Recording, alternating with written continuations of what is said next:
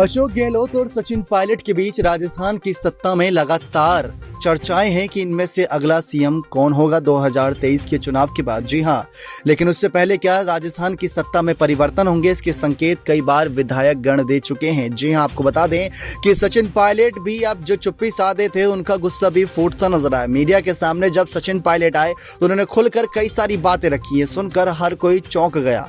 इस बीच गहलोत ने वे केसी वेणुगोपाल की वो बातें याद दिलाई कि अगर कोई भी राजस्थान की सत्ता या तमाम सिलसिलेवार कांग्रेस पार्टी पर ही सवाल खड़े करता है या मल्लिकार्जुन खड़गे के फैसले पर सवाल खड़े करता है तो उन पर कार्रवाई हो सकती है। पायलट ने यहां पर जानकारी दी कि गुलाम नबी आजाद की तारीफ पीएम मोदी ने करी थी और आज गुलाम नबी आजाद कहां पर खड़े हैं ये आप सब जानते हैं। वैसे ही गहलोत ने भी यहाँ पर जिस तरीके से तारीफ करी पीएम मोदी की और पीएम मोदी ने गहलोत की तारीफ करी, इसके भी कई सियासी मायने निकाले जा रहे हैं।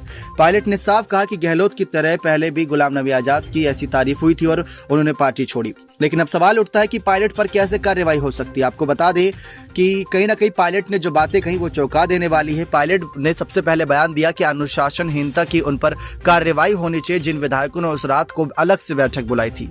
लेकिन आपको ये भी जानकारी दे दे, वेणुगोपाल ने यह भी कहा था कि 1-2 दिन में फैसला आ जाएगा, ऐसे में जल्द फैसला होना भी चाहिए क्योंकि 1-2 दिन नहीं अब तो महीना बीत चुका है।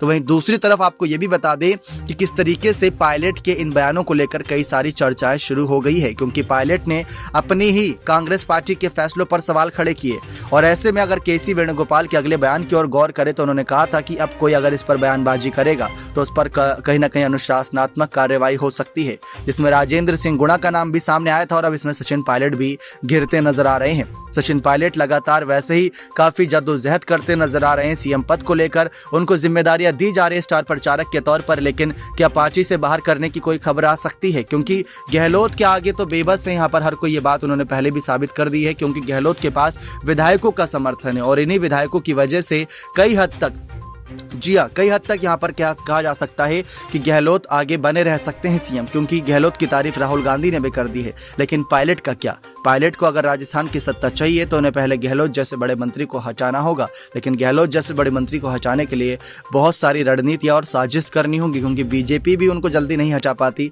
तो यहाँ तो अपने ही पार्टी के नेता हैं। लेकिन पायलट ने जिस तरीके से बयानबाजी करी जनता के बीच, ऐसे में कांग्रेस पार्टी के ही फैसलों को लेकर सवालिया निशान खड़े हैं। तो क्या कांग्रेस पार्टी अब यहाँ पर गहलोत के खिलाफ बोले गए इन कड़वे बोल को लेकर क्या राजेंद्र सिंह गुणा क्या पायलट के खिलाफ अनुशासनात्मक कार्रवाई करते हैं? वैसे तो पायलट ने किसी का नाम नहीं लिया, लेकिन हाँ, उन्होंने पीएम मोदी वाले बयान पर साफ गहलोत और गुलाम नबी आजाद की तुलना कर दी।